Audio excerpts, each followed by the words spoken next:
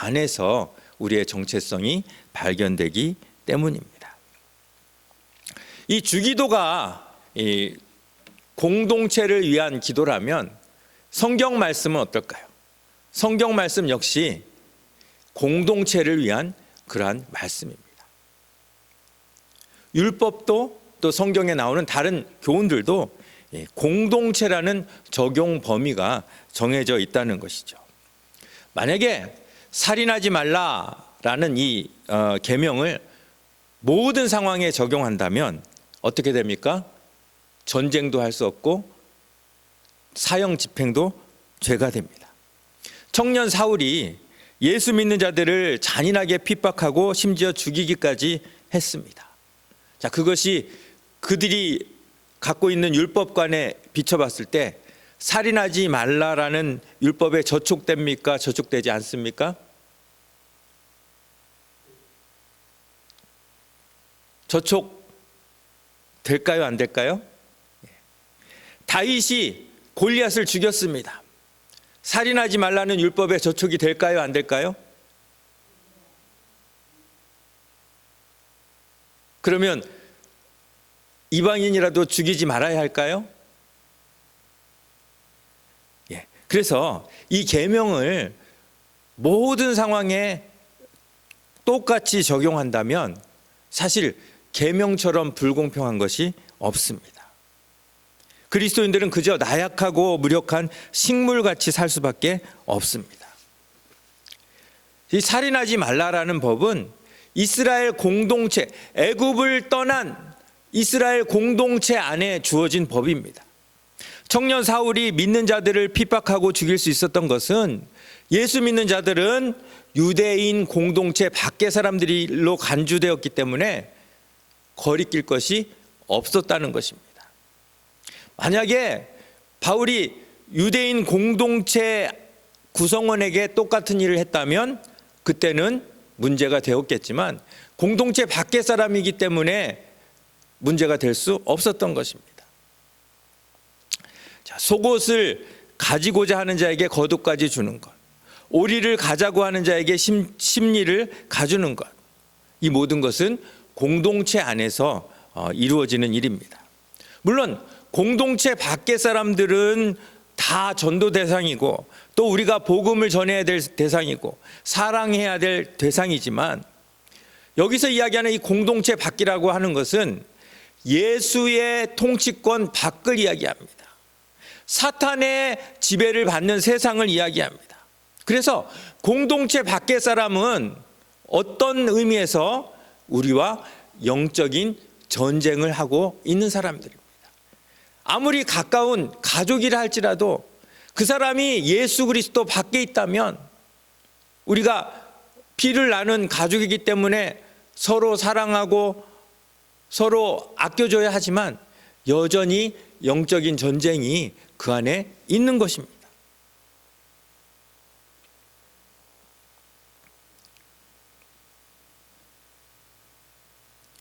그래서 이 영적인 전쟁 개념이 없이 그리스도 안과 밖의 개념 없이 모든 사람에게 율법을 똑같이 적용하면 이런 결과를 얻습니다. 저랑 아주 친한 친구가 저에게 뭔가를 이렇게 서제스트를 하는데 가만 들어보니까 이 죄 짓는 일이에요. 그런데 딱 떠오르는 말씀이 있었어요. 어떤 말씀일까요? 누구든지 너를 억지로 오리를 가게 하거든 그 사람과 심리를 동행하고 내게 구하는 자에게 주며 내게 꾸고자 하는 자에게 거절하지 말라. 이 말씀이 딱 생각이 났어요. 그러면 어떻게 할까요? 죄 짓는 일을 함께 하자는 것은 영적인 전쟁이지 그것을 말씀을 적용해서 도와줄 일이 아니라는 것입니다. 영적 전쟁과 형제 사랑을 혼동해서 친구는 나에게 죄 짓는 일을 오리까지만 하자고 하는데 그래 말씀에서 심리까지 하라고 그랬어 하면서 그보다 더 악한 죄를 도모한다면 그것은 말씀을 제대로 적용하는 것이 아니라는 것이죠. 그래서 말씀을 모든 상황에 문자 그대로 적용하면 안 되는 이유입니다. 그래서 말씀을 모든 상황에서 문자 그대로 적용하는 사람을 보통 근본주의라고 이렇게 이야기를 하죠. 우리가 말씀을 문자 그대로 지키기 전에 이 말씀을 적용할 때 이것이 하나님의 통치권 아닌가, 통치권 밖인가, 그 적용 범위를 먼저 생각해 보아야 하는 것입니다. 성경은 공동체를 위해서 전쟁도 하고 살인도 하라고 명령합니다. 심지어 살인을 하지 않았기 때문에 죄라고 정죄하는 일도 있습니다. 사울 왕이 아말렉 왕 아각을 살렸을 때 하나님은 뭐라고 말씀하십니까? 내가 사울을 왕으로 삼은 것을 후회한다라고 말씀하실 정도로 살인하지 않은 것이 오히려 하나님께 죄가 되었다는 것입니다. 아니, 살인하지 말라고 해서 죽이지 않았는데 그게 무슨 잘못인가요? 라고 이야기할 수 있는 상황이 아니라는 것입니다. 뿐만 아니라 사울은 전쟁에서 전리품과 가축 가운데서 좋은 것들만 골라서 데리고 왔죠. 살림의 보탬도 되고 공동체를 위해 얼마나 좋은 일입니까?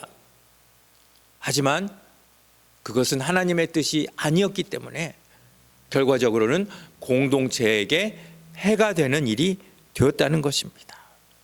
그러므로 하나님의 공동체를 위해서 산다는 것, 주기도의 정신으로 산다는 것은 무엇을 의미합니까? 내 생각, 내 뜻을 다 내려놓고 온전히 하나님의 뜻만 쫓아야 합니다. 그래서 주기도에 이런 말씀이 있지 않습니까? 뜻이 하늘에서 이루어진 것 같이 어디서도 땅에서도 이루어진. 땅은 무엇을 이야기합니까? 땅은 우리를 이야기하는 거예요. 우리 사람 가운데 내 삶 가운데서 이루어지기를 원합니다라고 하는 기도가 바로 주기도예요.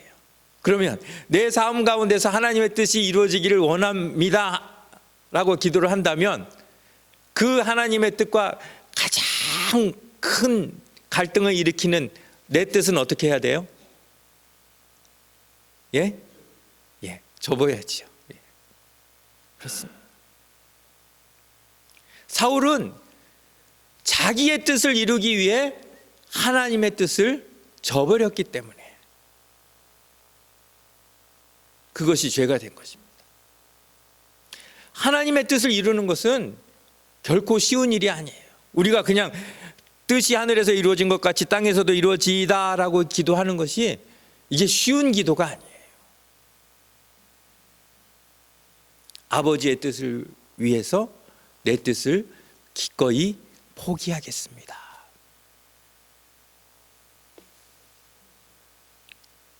이 세상에서 가장 어려운 게 뭔 것 같습니까, 여러분? 저는 제 뜻을 포기하는 게 어려운 것 같아요. 어릴 때부터 내 뜻을 막 굽히려면은 막 부모님하고도 막 갈등을 일으키고 친구들하고도 갈등을 일으키고 부부 사이에도 갈등을 일으키는 가장 큰 이유가 뭐예요? 내 뜻을 포기하지 못했어요. 세상 사람들은 자기 생각, 자기가 원하는 것을 이룰 때 행복을 느낍니다. 그렇지만 성도의 가장 큰 행복은 내 뜻을 물리치고 하나님의 뜻을 이루고 순종할 때 얻게 된다는 사실이에요. 그것이 주기도가 지금 우리에게 가르쳐주는 그러한 메시지예요. 자, 그러면 주기도가 지금 그렇게 말씀하시는 공동체, 하나님 나라, 여러분이 위에서 여러분의 뜻을 포기해야 하는 그 공동체는 어떤 공동체입니까? 길교회라는 이름을 갖고 있지만 사실은 이 길교회뿐 아니라 지상에 있는 모든 교회, 그리고 천상에 있는 교회까지 그리스도의 다스림을 받는 모든 곳이 예수 그리스도를 통해 이루어진 공동체이고 주기도를 고백하는 공동체입니다. 그래서 그 공동체를 우리는 뭐라고 불러요? 교회 혹은 하나님 나라 혹은 천국 이렇게 부릅니다. 천국은 우리가 죽어서 가는 곳이 아니에요. 예수 그리스도의 다스림을 받는 곳이라면 어디든 천국이 된다는 것이에요. 그래서 천국은 과거에도 있었고 지금도 있고 미래에도 있는 곳이에요. 하지만 하나님의 택하심을 받은 이스라엘 백성들이라 할지라도 사울처럼 자기의 뜻, 자기의 다스림을 고집한다면 그곳은 천국도 교회도 될 수 없는 것이에요. 그래서 무슨 율법을 지키는 거, 살인하지 말라, 도적질하지 말라, 거짓말하지 말라, 그 문자 자체가 중요한 것이 아니라 그 가운데 하나님의 뜻이 얼마나 이루어졌느냐, 하나님의 다스림이 얼마나 이루어졌느냐, 그것이 천국을 결정한다는 것이에요. 오늘 읽었던 본문 히브리서 10장 말씀, 그러므로 형제들아 우리가 무엇을 힘입어? 예수의 피를 힘입어. 다시 한번, 무엇을 힘입어? 예수의 피를 힘입어 어디에 들어가요? 성소에 들어갈 담력을 얻었나니 그 길은 우리를 위하여 휘장 가운데로 열어놓으신 새로운 살 길이요 휘장은 곧 그의 육체니라. 예수님의 죽음을 가장 잘 규명하는 말씀이에요. 성소의 휘장이 찢어졌다는 것은 그동안 막혀 있었던 하나님 나라의 국경이 열렸다는 의미입니다. 여러분, 미국에 제일 처음 들어오셨을 때, 그 세관을 통과하셨을 때 그 느낌 아시죠? 지금도 멕시코 국경에는 수많은 사람들이 미국에 들어오기 위해 생사를 걸고 진을 치고 있습니다. 그런데 그렇게 굳게 닫혀있던 그 국경이 갑자기 확 열리면서 아무나 와도 좋소라고 한다면 얼마나 기쁘겠습니까? 성소의 휘장이 찢어졌다는 것이 바로 그런 느낌입니다. 철저히 닫혀져 있던 그 천국이 우리에게 열린 것입니다. 무엇을 통해서? 예수 그리스도의 피를 통해서. 하나님의 보좌를 우리의 눈으로 볼 수 있게 하신 겁니다. 그런데 우리가 그 보좌를 구경만 하고 그분의 다스림을 받지 않는다면 그 사람이 국경을 넘어서 그 나라에 들어갈 필요가 있습니까? 없습니까? 없어요. 비록 불법이지만 미국에 들어오려고 애를 쓰는 사람들 가운데 미국에 입국만 하고, 입국하면 이제 정부의 다스림을 더 이상 받지 않겠다라고 하는 사람은 없어요. 모두가 정부의 정책을 잘 순응해서 합법적인 신분을 얻겠다고 이야기를 합니다.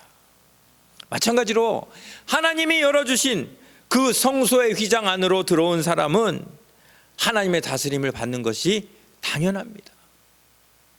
하나님의 나라의 백성이 되었다는 의미, 천국 백성이 되었다는 의미, 주기도를 할 수 있는 그 공동체의 일원이 되었다는 의미는 하나님의 다스림을 기꺼이 받겠습니다라는 의미예요. 내 뜻은 온전히 포기하고 하나님 뜻만 이루겠습니다라는 의미예요. 왜 그렇게 해야 합니까? 그 휘장을 찢고 우리에게 길을 열어주시기 위해 하나님이 어떤 대가를 치르셨는지 알기 때문입니다.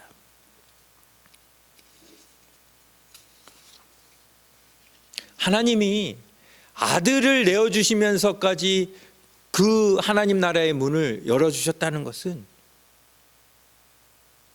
장난으로 한 게 아닙니다. 만일 여러분 가운데 누가 아들의 목숨과 바꾸는 그러한 일을 했다면 그것을 장난으로 여길 사람이 누가 있습니까? 하나님 나라의 백성이 된다는 것은 이 세상에서 가장 심각하고 가장 중요한 일이라는 것이에요. 결코 가볍게 여길 일이 아니라는 것입니다. 하나님이 우리에게 그 휘장을 열어주신 그 사건은 그냥 들어와서 차 한잔 마시고 가라, 그런 의미가 아니라는 것이에요. 그냥 펀으로 그냥 캐주얼하게 생각할 수 있는 나라가 아니라는 것이에요. 하나님이 목숨을 거신 그 사건이 바로 휘장을 열어주신 사건이기 때문에 우리도 그 나라에 들어갈 때는 우리의 목숨을 걸겠다는 각오가 있어야 한다는 것입니다. 그러므로 그 하나님 나라의 정체성인 이 주기도를 고백한다는 것 역시 매우 심각하고 매우 중요한 일이라는 것이에요. 그냥 입으로만 그냥 암송해서 될 일이 아니에요. 우리의 인격과 우리의 결단을 요구합니다. 그리고 그 하나님 나라 그 뜻을 이루기 위한 실습 현장이 어디예요? 바로 지역 교회예요. 지역 교회. 하나님이 우리에게 교회를 주시지 않았다면 우리가 하나님 나라를 위해서 목숨을 걸 수 있는 현장은 없었을 것이에요. 하나님이 우리에게 교회를 주셨기 때문에 우리는 하나님 나라를 직접 체험하며 그 나라를 위해 살 수 있는 것입니다. 그러므로 이 교회는 하나님께서 우리에게 주신 아주 소중한 선물이에요. 교회가 뭐라고요? 하나님께서 우리에게 주신 소중한 선물입니다. 교회를 결코 하찮게 여겨서도 하찮게 여길 수도 없습니다. 교회를 마음대로 떠나 가나안 성도가 될 수 없는 이유도 여기 있습니다. 아무리 연약하고 아무리 보잘것 없어 보여도 우리는 교회를 존중하고 사랑하며 귀히 여겨야 합니다. 제가 한국에서 학교를 사임하고 미국에 와서 1년 넘게 미국 교회를 출석했습니다. 그 교회는 이 지역에서 가장 큰 교회 중 하나입니다. 목사님 말씀이 너무 좋았습니다. 그런데 1년 넘게 그 교회를 다니면서 어느 누구와 교제를 한 적이 없습니다. 저는 그저 군중 속의 한 사람뿐일 거고, 특히 미국 사람들의 교회다 보니까 교회의 일원이 아니라 주일 성수의 목적을 이루기 위해 그 교회를 이용하는 아시안일 뿐, 그 이상도 그 이하도 아니었습니다. 교회에서 예배를 드리고 은혜도 받았지만 교회의 구성원이라는 생각이 들지 않았을 때 그 공허감은 이루 말할 수 없습니다.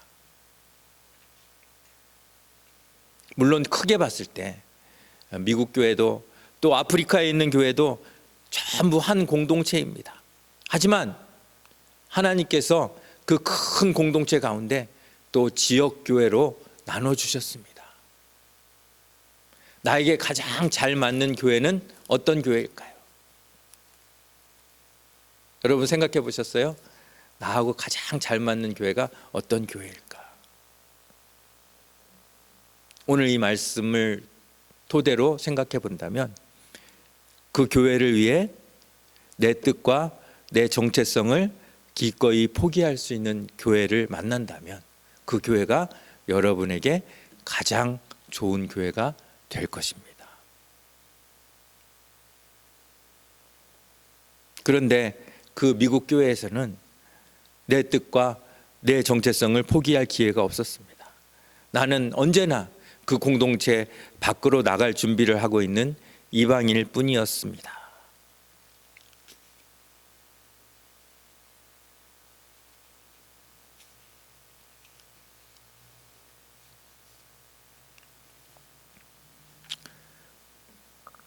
이런 의미에서 여러분들에게 질문을 드립니다.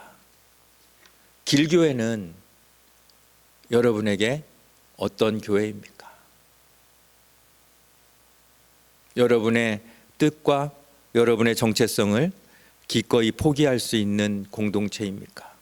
아니면 내 뜻을 가장 잘 이루고 내가 가장 편하게 다닐 수 있는 그런 공동체입니까? 지난주 오카누 목사님의 설교를 듣다가 마음이 덜컥 내려앉는 경험을 했습니다. 7, 8분짜리 짧은 토막 메시지였는데 목사님의 첫 마디에 제 마음은 급격한 위기감에 사로잡혔습니다. 설교는 이렇게 시작합니다. 만일 여러분들이 교회를 다시 선택한다면 어떤 교회를 선택하고 싶습니까? 여러분을 행복하게 하는 교회를 선택하고 싶습니까? 아니면 여러분을 강하게 만들어주는 교회를 선택하고 싶습니까? 이 말씀에 우리 길교회와 또 길교회를 이끄는 저의 모습이 투영되었기 때문에 저는 마음이 덜컥 내려앉았습니다. 더 듣지 않아도 답이 뭔지 아시죠, 여러분? 그렇다면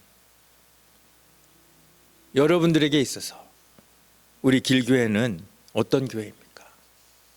여러분들을 편안하고 행복하게 하는 교회일까요? 아니면 여러분들을 강하게 만드는 교회일까요?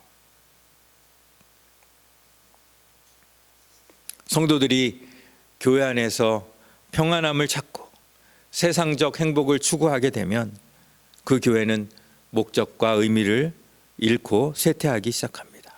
하지만 성도들이 교회를 통해 더욱 강한 영적 전사가 되기를 사모하며 내 뜻과 내 정체성을 내려놓겠다고 결단할 때 교회는 더 큰 생명력을 갖고 성장하게 됩니다. 역사가 증명합니다. 핍박과 환란이 거세질 때 교회가 후퇴해야 하는데 교회가 불같이 활활 타올랐을 때는 오히려 환란과 핍박이 극심한 때였습니다. 결국 교회의 성패는 외부적인 영향에 달려있는 것이 아니라 어디에 달려있는 것이에요? 성도들의 마음가짐에 달려 있습니다.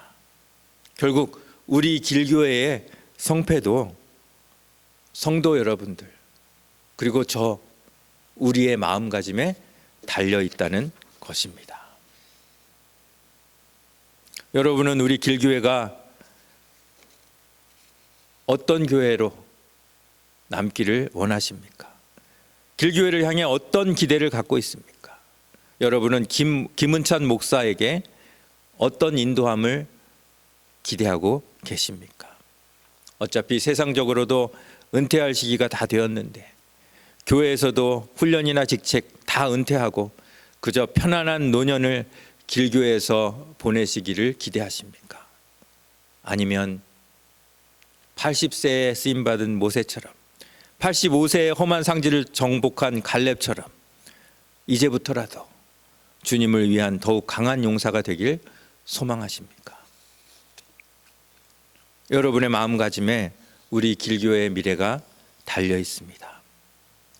하나님이 아들의 생명과 맞바꾸신 교회, 그 교회를 그저 결코 편안함을 추구하는 그런 곳으로 만들 수는 없습니다. 매일 주기도를 암송하는 우리, 그 주기도를 주신 그 공동체를 임의롭게 여길 수 없습니다. 우리에게 허락하신 이 길교회라는 귀한 공동체, 여러분은 교회를 향해 어떤 기대를 갖고 있으며 교회를 위해 어떤 희생을 각오하고 계십니까? 교회의 생명력은 행복한 성도를 만드는 데 있지 않습니다. 교회의 생명력은 강한 성도를 만드는 데 있습니다.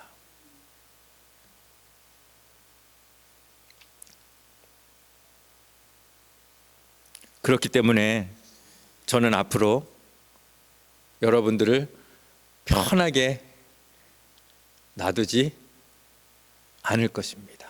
여러분을 강하게 만드는 일에 보다 힘을 더 쓰게 될 것입니다. 강하게 되는 일은 결코 쉬운 일이 아닙니다. 많이 힘들고 또 포기해야 할 많은 것들이 있습니다. 손해를 볼 때도 있습니다. 그렇지만 우리가 해야 하는 일입니다. 왜냐하면 우리 같은 사람을 교회로 불러주신 하나님의 은혜 때문입니다.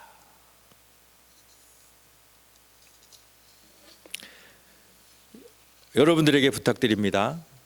김은찬 목사를 보고 쫓아오지 마시고 우리를 위해 피 흘려 휘장을 열어놓으신 예수 그리스도를 보시면서 이 시간 여러분의 마음을 잡아주시기 바랍니다. 성령께서 여러분들 마음 가운데 네, 그렇게 하겠습니다. 내가 교회를 위해서, 내가 아니라 이 공동체를 위해서 내가 기꺼이 헌신하겠습니다 하는 그 마음 주시기를 원합니다.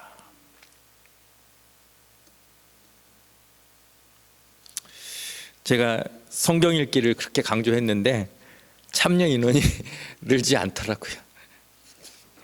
여러분들 벌써 포기하신 건가요?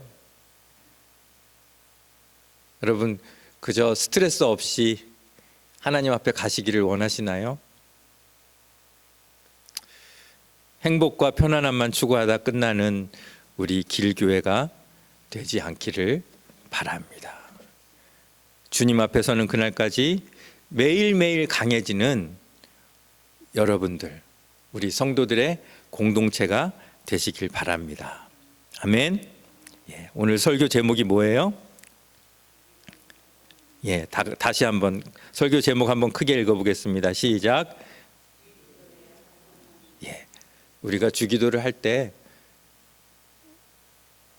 그냥 입으로만 하는 것이 아니라 정말 합당한 마음을 가지고 주기도를 하고 또 그 기도대로 살아야 합니다. 주기도는 정적인 기도가 아니에요. 그냥 편안하게 할 수 있는 기도가 아니에요. 하나님 나라와 공동체를 위해 적극적으로 목숨을 걸지 않으면 할 수 없는 기도예요. 행복과 편안함을 추구하는 사람은 결코 할 수 없는 기도가 주기도입니다. 힘들더라도 강해지기를 원하는 공동체가 드리는 기도가 바로 주기도입니다. 오늘 말씀 앞에서 우리 자신을 한번 돌아보시고요. 주기도에 합당한 성도, 그리고 주기도에 합당한 공동체로 서게 해달라고 기도하며 나아가시는 이 시간이 되기를 간절히 바랍니다. 오늘 이 말씀 생각하면서 우리 잠시 한번 같이 기도하겠습니다.